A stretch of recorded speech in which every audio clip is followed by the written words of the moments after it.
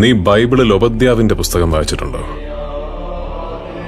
ഇല്ല, ഇന്ന് തന്നെ അതൊന്നെടുത്ത് വായിക്കണം.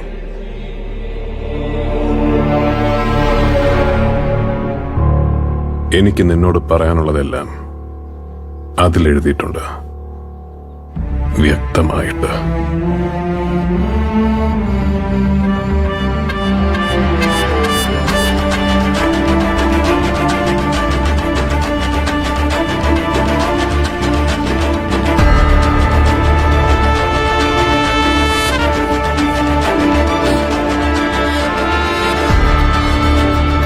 ഉപദ്യാവിന്റെ പുസ്തകം. നീ ചെയ്തതിനൊക്കെയും ഞാൻ നിന്നോട് പകരം ചെയ്യും. നിന്റെ പ്രവൃത്തികൾ നിന്റെ തലമേൽ തന്നെ മടങ്ങി വരും. നിന്റെ ഹൃദയത്തിന്റെ അഹന്ത നിന്നെ ചതിച്ചിരിക്കുന്നു.